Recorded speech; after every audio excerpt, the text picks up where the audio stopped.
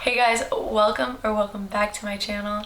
I'm Stephanie Fonslayca, and if you haven't noticed by the title of this video or the cap on my head, we are going to recreate my graduation look with the Morphe 39L Hit the Lights palette.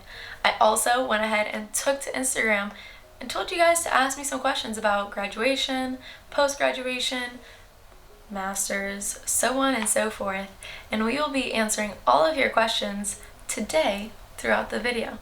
So if you guys want to see how I got this look, as well as all the tips and tricks I have for college, so on and so forth, just keep watching.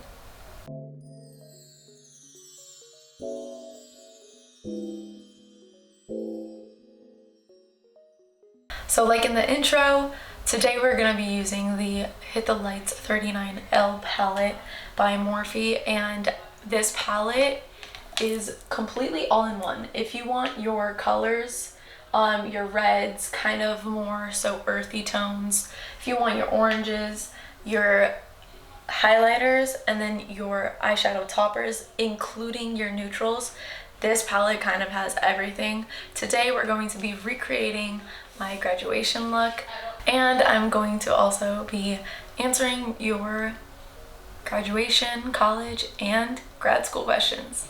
So let's get started.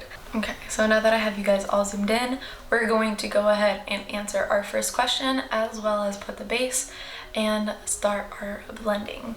So first things first, we're gonna go in with the Anastasia Beverly Hills Eye Primer. Now this is like a little mini one. I heard that you don't really need to put too much on.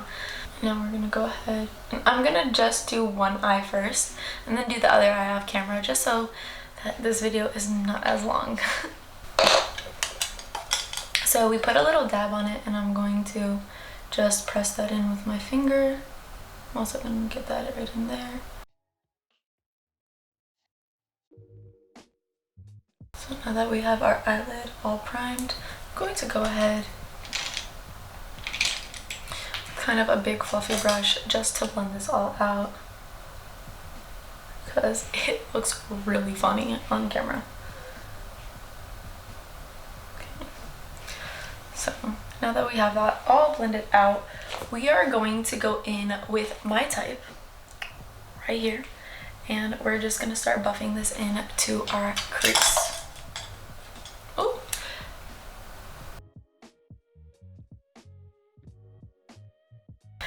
So we are going in with my type, and then I'm also just dabbing into hookup right here. I'm gonna tap that off. So the question was, how and what did you do in order to build your resume? So the main thing is a lot of free work. That's the first thing. Is the things that build your resume, unfortunately, will not be paid. I had an internship for about a year where I just went in, and for the love of it, I just went in, did my work, and left. Now these are big resume builders. Now, especially because I'm going into broadcast journalism, it's expensive, to say the least. So with that, I really had to do some out-of-the-box things, but the biggest thing that I say is never limit yourself to a paycheck. Now I know I'm gonna kind of dabble into my other question, but throughout college I had 3 jobs the whole time. One was my internship, one was paid for, and then I had a side hustle that kind of helped with my income as well. So with that being said, it really is just being able to manage your time wisely and prioritize what you want to do into your future. The main thing is with your resume, and your resume builders, make sure that you limit it to a page. Now I've worked for a minute now, so a page really isn't that helpful. So when it comes to your resume, you're gonna want to put the most important work first. If you're applying to a job in journalism, put your journalistic, production, so on and so forth, jobs first. The time that I worked at T-Mobile or the time that I worked at Abercrombie & Fitch are not going to be even necessary in that moment. So when it comes to that, I'm going back into my type just so that we can continue blending this out. But so when it comes to building your resume, for your job, it's going to be 1 page long. Limit it to 1 page long. Do not put your references at the end. Something that I was taught by somebody that helped me with my resume was to put references upon offer.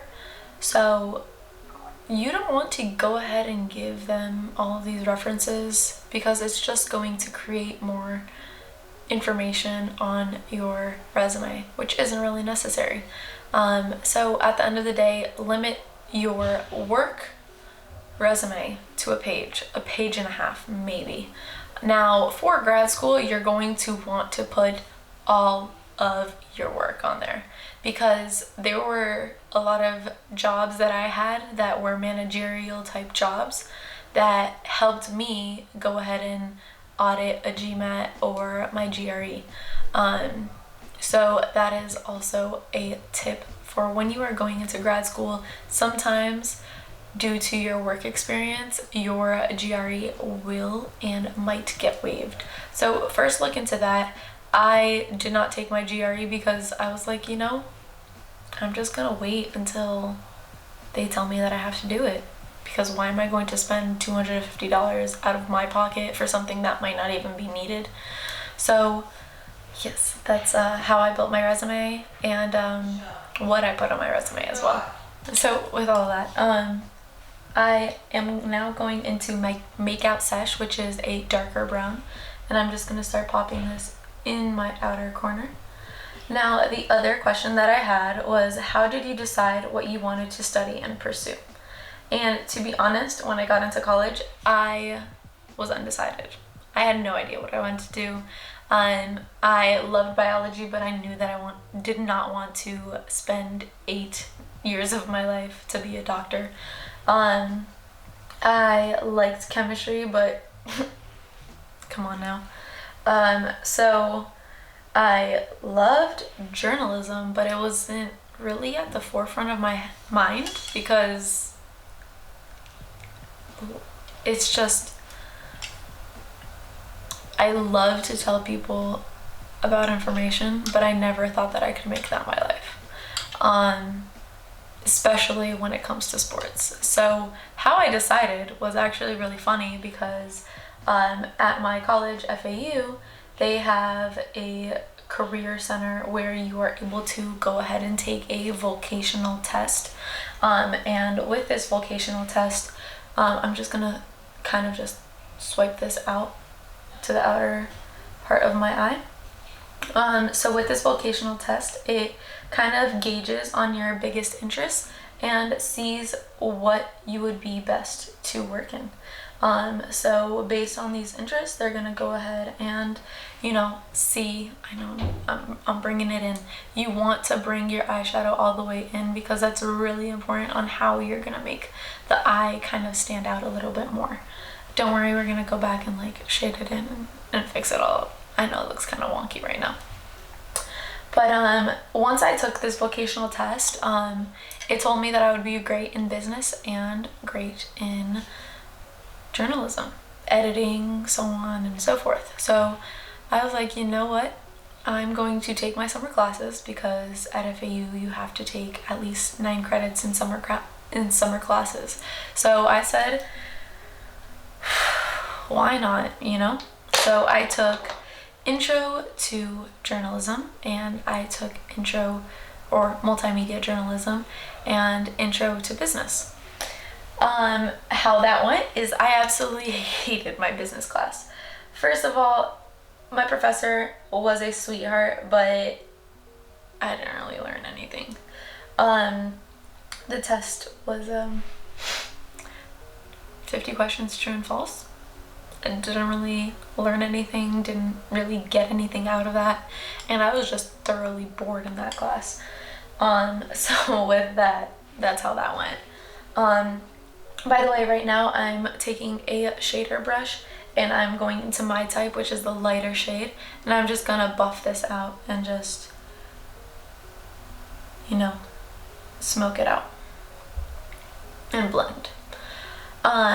So basically I took my multimedia journalism course, and honestly the rest is history. I loved participating in that class. I loved talking in that class. I loved the information that I was gathering in that class, and even though people said that the professor was horrible, I loved him. So his name was Professor Petrick, and I will be forever grateful for his life and just for how much he poured into me, because he became a true mentor.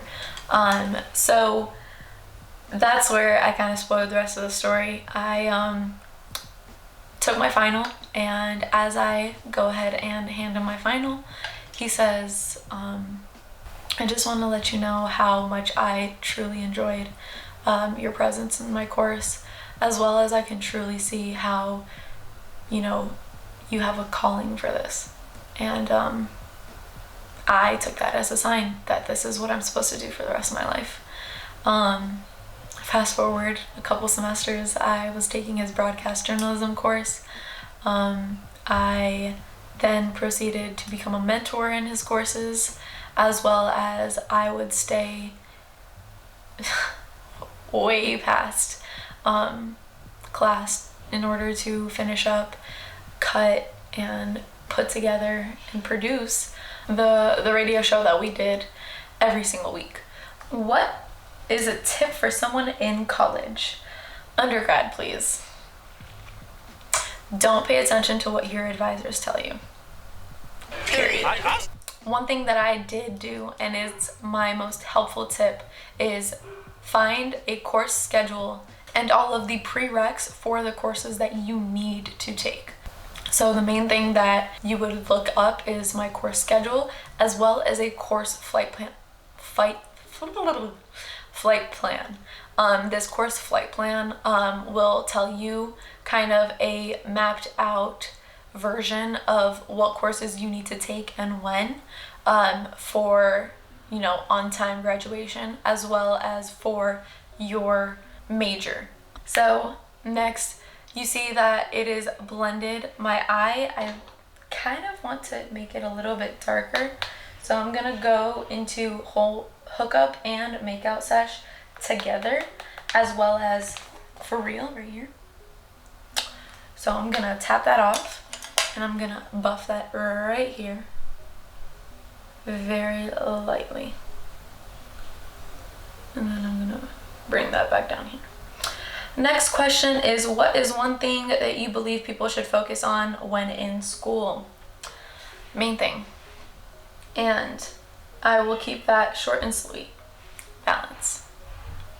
Balance is what you need to focus on. Being that I had 3 jobs, I was focused on what I needed to do. Sometimes I didn't go to sleep until 2 in the morning, but it's finding the perfect balance between spending time with your friends, sleep, your jobs, and time management. So that is, I guess, one of the best things that you should focus on, is focus on balance and also adding things to your portfolio. So whether it be a unpaid internship or an unpaid or low paying side job, do it. It's adding experience and it's helping you with it. So the next question is, how was the application process? And to be honest, I'm going to take this as for grad school. I found out that I wanted to go to grad school literally as soon as I ended undergrad. I was like, you know, I need more on my curriculum and I need more under my belt in order for me to be a better professional and to be savvy in my area. So I went back for my MBA in sport management, And the application process was interesting because a lot of moving parts were missing at the moment due to some extenuating circumstances. So one thing that I really want to emphasize is be 2 steps ahead always. My application process kind of took a little bit longer. So instead of me waiting on people to tell me what I needed to do, I printed out all of my applications, and I had an interesting story with my application because they ended up having 2 on there, so it duplicated and it had 2 different social security numbers, and I was like, that's weird. So basically what ended up happening is I just took all of the emails that I had been sent, all my application, I printed that out. My supplemental application, I also printed that out, as well as my resume. And I went to the office and I asked to talk to the associate director. Thankfully she had time, and I sat down and she was like, okay, explain to me what's happening. I explained to her the situation. Not only did I explain to her that, she's like, well, get all of the items and then come back to me. At that point I had everything there, which only helped my application, if I'm going to be quite honest, because they saw that I was serious about this. They saw that I was ready and I was prepared, as well as I was professional in what I wanted, and my professionalism, I think, spoke louder than my resume. So show face is very important. After that, it was kind of up from there. I had everything ready, gave her everything. She had it all. She's like, well, I'll be contacting you in a little bit, within the next week. And I actually got an acceptance letter the day after. So yeah, be 2 steps ahead. It can only benefit you. Being prepared only benefits you, because instead of you having to make up for it, you're already prepared and you are able to just be like, oh, here you go. You know? So now that we are all blended, I know it looks kind of funky, but it's gonna look good. Don't worry about it. So I'm gonna go in with my little Wet n Wild brush, and I'm going to go into this gold highlight topper right here. And I'm just gonna also go into this more coppery shade, and we're going to set this on my eyelid. Other question is, why did you decide to get a master's in sport management, and what made you choose FAU? First and foremost, I felt like I needed more stuff on my resume. I felt like I needed a school and I needed more notches underneath my belt that was unconventional. I thought to myself, and I was like, what's better than, you know, just going ahead and seeing the behind the scenes, you know, experimenting with that, playing with that, and kind of just from that point on, I was like, I'm going to get my master's in sport management. It's going to help me with the behind the scenes, the ins and outs of sports, so that I can go ahead and implement that and add value to my portfolio for when I do become a broadcast journalist, because then I'm not kind of, I want to say, dumb to the things that goes on behind the scenes. So yeah, that's the main reason as to why. I'm gonna go into my Pat McGrath Labs in the Chroma Lights in Pale Gold, and we're going to put a little dab on my finger and then work that into my eye. So second question is, and what made you choose FAU? So the main reason is, every time I was walking through the Barry K Auditorium, I saw a banner for the sports management program, and they were #1 in the country, I believe, at the time, and #3 in the world, or inverted, but that doesn't really make sense. So yeah, I saw that and I was like, you know, FAU, even though I got my bachelor's from here, I think it's a good idea to just kind of stay home a little bit more and you know, be able to kind of execute. So yeah, that's why I chose FAU Sport Management. So now that we have our eye kind of done, not done yet, we are going to go into Flirt Alert, which is a pressed glitter, and it's so gorgeous. Like, honestly, oh, look at how gorgeous that is. It's so foiled. It's gorgeous. It's amazing. Next question was, how was time management through grad school? Well, like you guys already heard in the first part, I had 3 jobs in undergrad, and I had 3 jobs in grad school too. So I always maintained myself busy. I was always adding things to my resume. I had like my main job, my internship, and then I had my job that kind of helped me with sport management in the sports department. So with that, it kind of was like, you know, at this point, might as well, right? Just kill myself. Workload wasn't too bad. It's all about time management and managing your jobs as well as spacing out your homework. The main thing is your homework. Sometimes, I'm not even gonna lie, I did my homework in class to like get on with the next thing. But that's just me because I can multitask. Besides that, time management is tough because a lot of the time you want to bite off a lot more than you can chew. But the biggest thing goes back to my other answer was balance. Focus on that. Focus on finding the balance between everything in your life. For me, that goes with friends, relationships, work, family, and God as well. So that's also one of the main reasons that I believe that I've been led this path, is because I believe that's what God wanted me to do. So, you know, regardless of what you believe, I'm just telling you my experiences from that. Now, the last thing that we're going to go ahead and go into is the Artist Couture. Ooh. Is the Artist Couture, and this is in Golden Hour. And this eyeshadow topper, I know we're already glittery on the eye, but trust me, it does wonders. So we're gonna go in with our finger and we're just gonna pat it on our eye.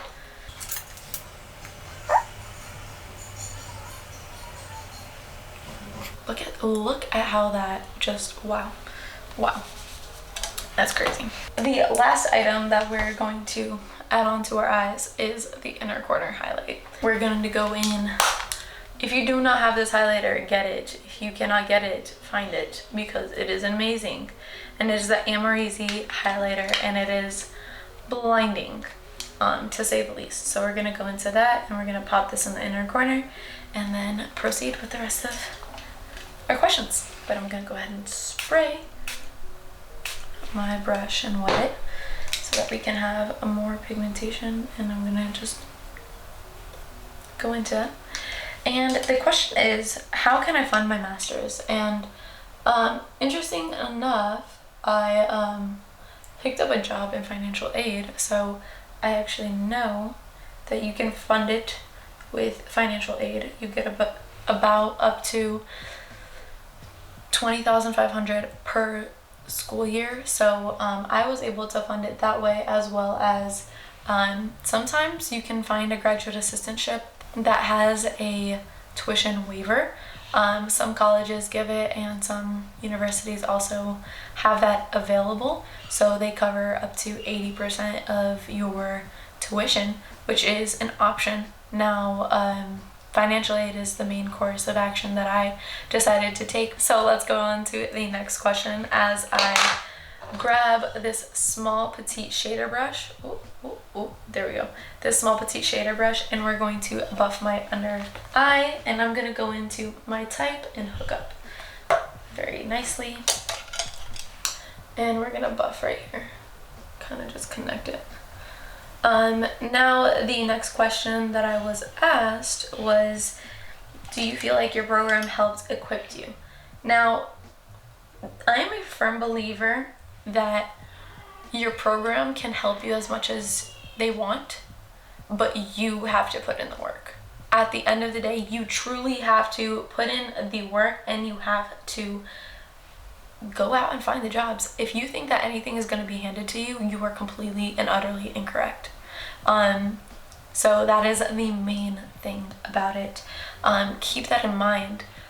It's how you attack it, how you are insistent in jobs, how you look for jobs, and how you relate to people. That's like the main thing, the connections that you make, the networking that you make. I can tell you that my director equipped me with as much as he possibly could in order to set me up for success, to be quite honest. So at the end of the day, I do feel like they helped equip me with kind of behind the scenes, more so in the connections that I got and less with the content in the classroom, simply because I felt like I'm more of a hands-on person. I had some courses that I absolutely loved because they were so hands-on. They kind of threw you into the middle of the wolves, and you know, you had to either sink or swim, and thankfully I swam. But yeah, I really enjoyed some of the courses that kind of made me put the pedal to the metal and actually, you know, experience what it would be like in the real world.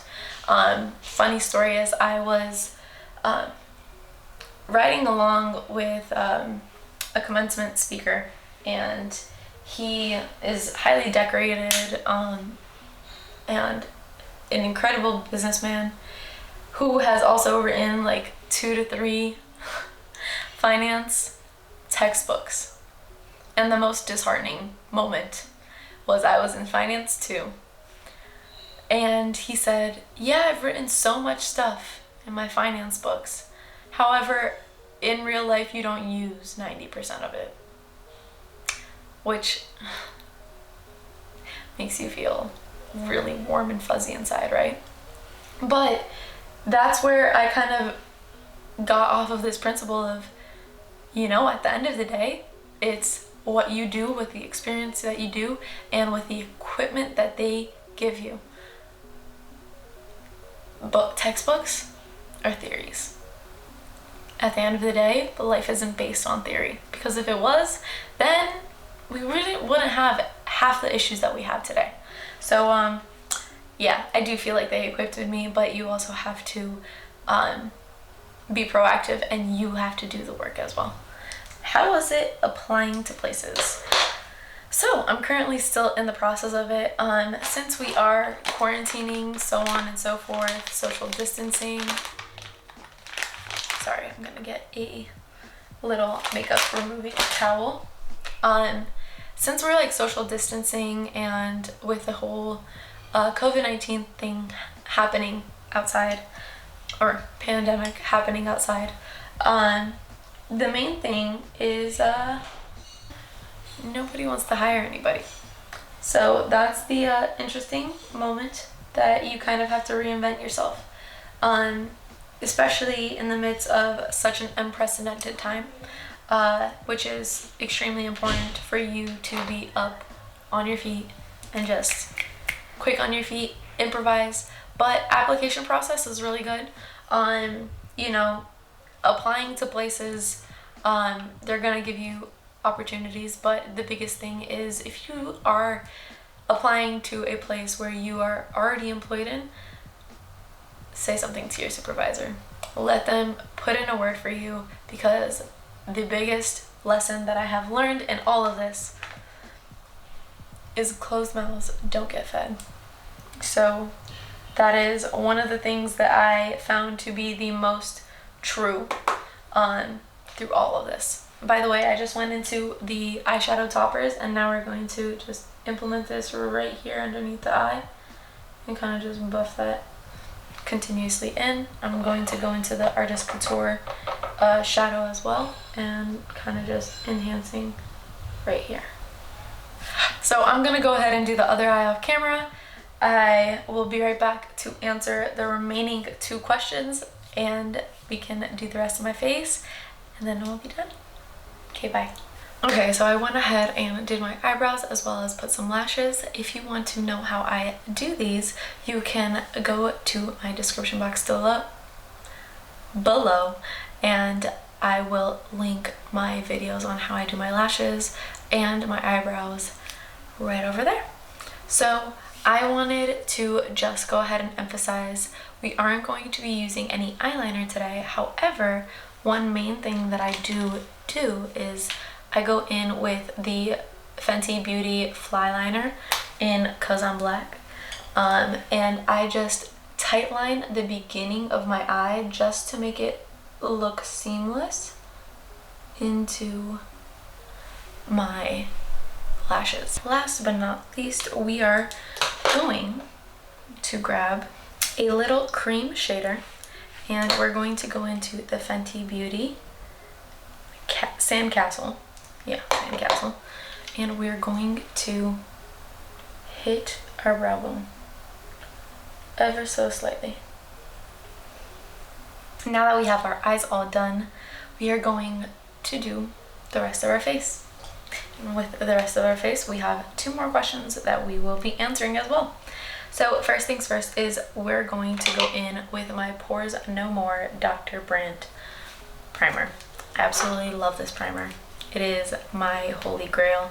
I'm just gonna do a little squirts like that. Go grab this like that, and we're going to put this right here in the inner and on the cheeks so that our highlighter looks nice and smooth. We're going to go into our Fenty Beauty Matchstick in Mocha. We're gonna contour. I know this is backwards, right?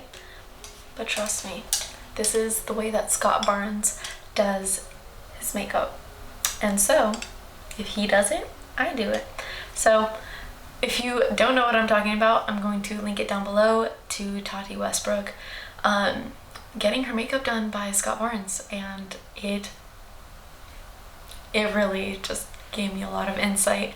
So we are going to be duplicating that today. And this is so unconventional and so different, but we are going to go in with my Clarisonic, there we go, our Mia 2 with the makeup brush head. And this is just so perfect for seamlessly blending out anything on your face. So let's get to it.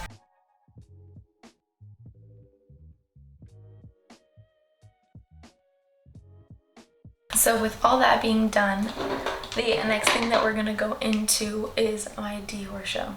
Now I have 2 shades, so I have to mix them. I already pre-mixed them. So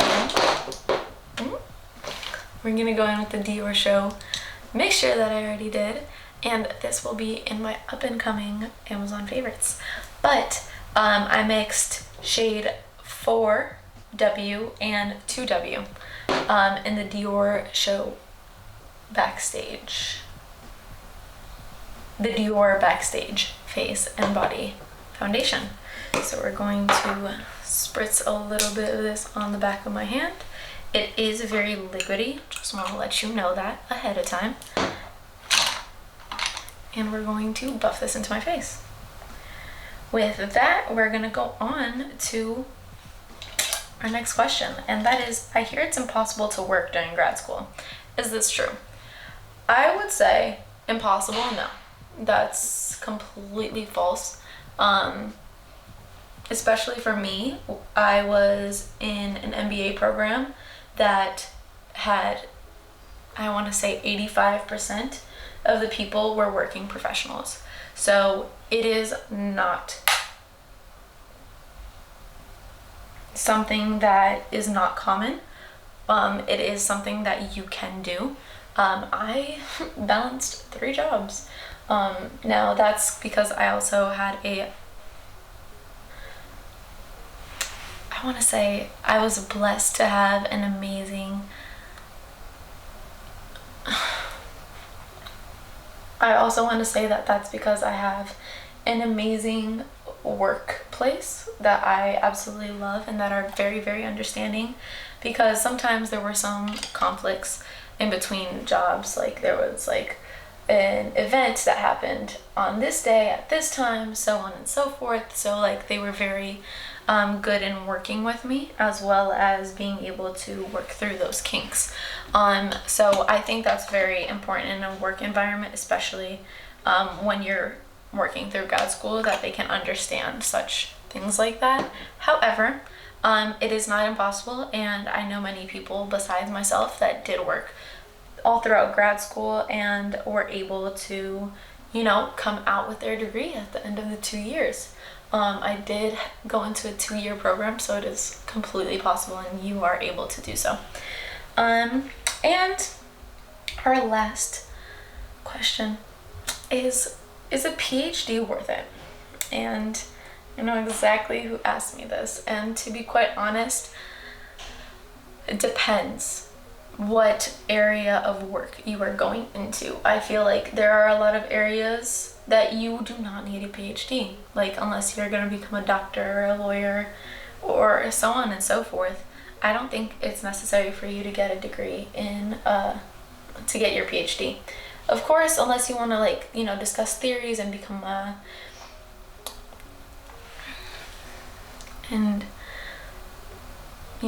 become one of those professors that are for high-end universities, so on and so forth. I honestly do not believe that dishing out another wad of cash is necessary. I would personally stop at a master's, but that is me, myself, and I. Especially if you're going into business, I don't think it's necessary. But yeah, so that's what I have on getting a PhD. But at the end of the day, if you think you are benefiting yourself and you see yourself getting one, then I say by all means, go ahead and do it. But next we're going in with the Yves Saint Laurent in the Touche Éclat high coverage, or high cover. Now I'm going to dab this right here, very little. You see how little that is? Very little right here too.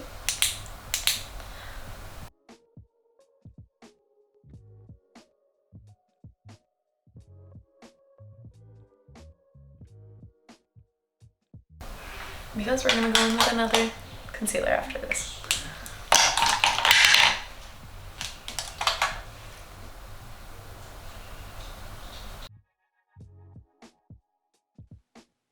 So once I went ahead and blended out my YSL concealer, I reached for my Pat McGrath Labs just to add a little bit more coverage to the rest of my under eye area. Let's blend.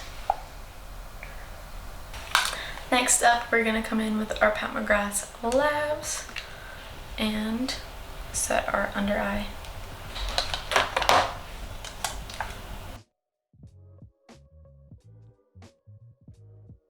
So we went down our nose with this Pat McGrath Labs, but we're going to cut it. We're going to cut the jaw, we're going to enhance our nose contour, so on and so forth.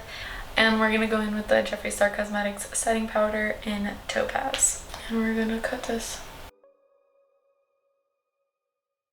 I understand it's a lot of powder. However, it's your big day. You need to look flawless, not cake. And I know we're doing a bunch of high-end stuff, but I just can't get away from my butter bronzer. We're going to grab a big fluffy brush, go into it. You're going to cut. I hold it kind of bunched up, and I kind of just cut my jaw right here. And then I just blend it up.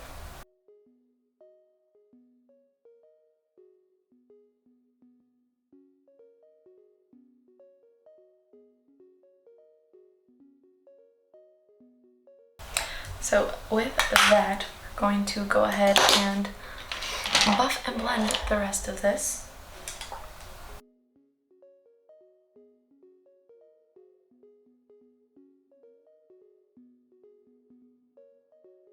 With all of that, we're now going to set our face and then proceed to highlight. Oh, highlight. It's the highlight of my time.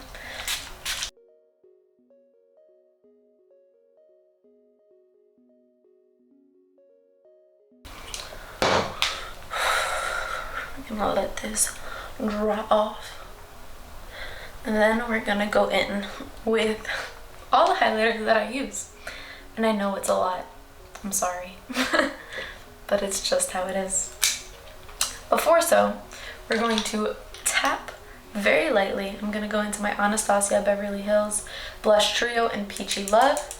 We're just gonna hit that right there, tap it off, and blush ever so slightly right there. See how that just hits right there? Gives you a little bit more sunlight to your face. Same thing on the other side. And now we go into highlight. So we're gonna go ahead into highlight, and I'm going to take my Morphe Y14 brush and my Marc Jacobs 79 Guilty. We're gonna go ahead and just go around in there and bring it around town. And we're just gonna start hitting the top of our cheeks ever so slightly. Then we go into the Anastasia Beverly Hills highlighter, and we're just gonna go all the way, just go ham in it. Once we're done with that, we're going to tap the high points of our nose very so slightly. Look at how that highlighter just kills it. I'm also gonna do the tip of my nose. Look at that.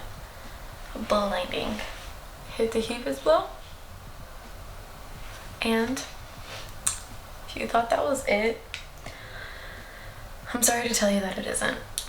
Because then I go in with my e.l.f. This is so old, it even comes apart. But it is the eyeshadow brush, and I go in to the Anastasia Beverly Hills ever so slightly. Well, not really, I just kind of just went ham. And then we go down the bridge of my nose. For my nose highlight. Look at that. Grab your setting powder. Grab your setting spray, and we're gonna spritz all over again. We are going to take our ColourPop Lippy Pencil in the shade BFF2, and we're gonna line our lips.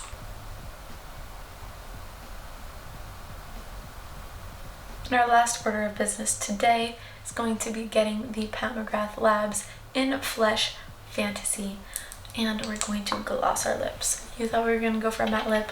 You were wrong, because this eye look needs gloss.